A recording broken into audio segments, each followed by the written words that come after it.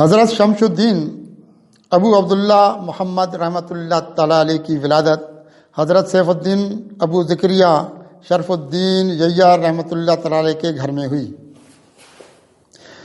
اس وقت آپ کے والد ماجد ہمہ شریف میں قیام پذیر تھے۔ آپ اعلیٰ درجے کے زاہد اور عابد تھے۔ آپ نے دنیا سے مکمل طور پر کنارہ کشی اختیار کر لی تھی۔ خلق خدا میں فیض و برکات کے خزانے لٹاتے رہے۔ آپ ہمہ شریف میں وصال ہوا آپ کا ہمہ شریف میں وصال ہوا۔ تربت الماء سیاہ میں اپنے بزرگوں کے قریب مدفون ہوئے۔ ایک ظالم شخص ہاتھ میں تلوار لیے آپ کے قتل کے ارادے سے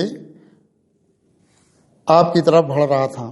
سوچ رہا تھا کہ رات کا وقت ہے، کوئی مزاحمت بھی نہ ہوگی، اور کون مزاحمت کرے گا؟ کس کو معلوم چلے گا کہ ان کا کام تمام کرنے کے بعد واپس لوٹ آؤں گا؟ کسی کو معلوم بھی نہیں چلے گا۔ وہ تیز تیز قدم بڑھاتا ہوا آپ کے آستانے کی طرف آ رہا تھا کہ اچانک اس کے اندر ایک خوف پیدا ہوا۔ وہ لرزنے لگا اور زمین پر گر پڑا۔ اس کا جسم مفلوج ہو گیا تھا اور وہ مر کر کتوں کی خوراک بن گیا۔ اللہ کے ولی سے جنگ اسے لے ڈوبی اور وہ رسوائی کے تختہ دار پر لٹکا دیا گیا۔ ایک چور چوری کی نیت سے آپ کے گھر میں داخل ہوا۔ اس وقت آپ قرآن پاک کی تلاوت کر رہے تھے۔ آپ کو اس کے آنے کی آہٹ محسوس ہوئی۔ آپ کو اس کے آنے کی آہٹ محسوس ہوئی۔ آپ نے فرمایا کون؟ کوئی جواب نہ آیا۔ آپ نے پھر فرمایا کہ کون؟ جواب میں ایک چیخ سنائی دی، حضرت مجھے معاف کر دیں، میں اندھا ہو گیا ہوں، میں یہاں چوری کے ارادے سے آیا تھا۔ آپ نے فرمایا اللہ تعالیٰ تجھ پر رحم فرمائے، تیری آنکھوں کی بینائی تجھے واپس لوٹا دے۔ اللہ تعالیٰ نے اس کی آنکھوں کی بینائی واپس بخش دی۔ آپ اپنے چند عقیدت مندوں کے ساتھ ایک آتش کدے میں تبلیغ کی غرض سے گئے۔ مجوسی وہاں آگ کی پوجا کر رہے تھے۔ آپ نے ان کو توحید کا درس دیا۔ وہ آگ کی پوجا نہ کریں، ایک اللہ کی عبادت کریں، لیکن آپ کی باتوں کا ان پر کوئی اثر نہیں ہوا۔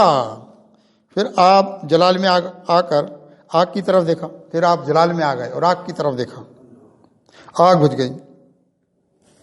آپ نے فرمایا اس آگ کی پوجا کرتے ہو جو اپنا وجود تک برقرار نہیں رکھ سکتی۔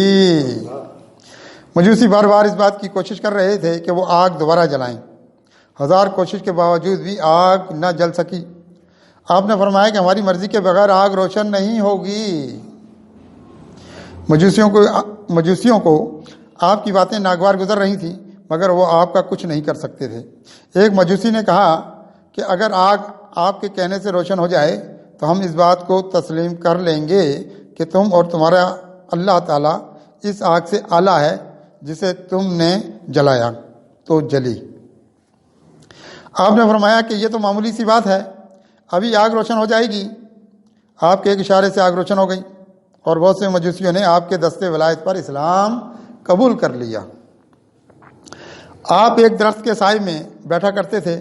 ایک مرتبہ شدید طوفانی جھکڑ آئے جس کی وجہ سے وہ درخت جڑ سے اکھڑ گیا۔ یہ دیکھ کر آپ کو دکھ ہوا۔ آپ نے دعا مانگی کہ اے اللہ تعالیٰ اسے اپنی پہلی والی جگہ پر قائم کر دے۔ کچھ ہی دیر میں درخت اپنی جگہ پر قائم ہو گیا اور آپ نے اس درخت کی چھاؤں میں شکرانے کے نفل ادا کیے۔ ایک شخص آپ کا سخت گستاخ تھا، جب موقع ملتا آپ کی گستاخی کرتا۔ عقیدت مند سخت جواب دینا چاہتے تھے مگر آپ منع فرما دیتے، جس کی وجہ سے اس کی جرت اور بڑھ جاتی۔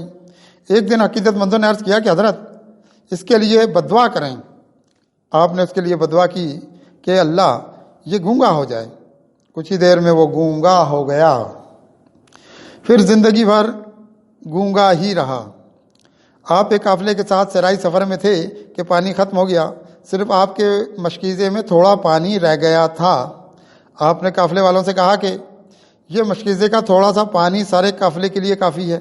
سارے قافلے نے سیر ہو کر پانی پیا مگر مشکیزے کا پانی ختم نہ ہوا۔ آپ نے اس موقع پر فرمایا کہ اللہ تعالیٰ کا یہ احسان ہے کہ ہر مشکل وقت میں وہ ہمارے لیے راستے پیدا کرتا ہے۔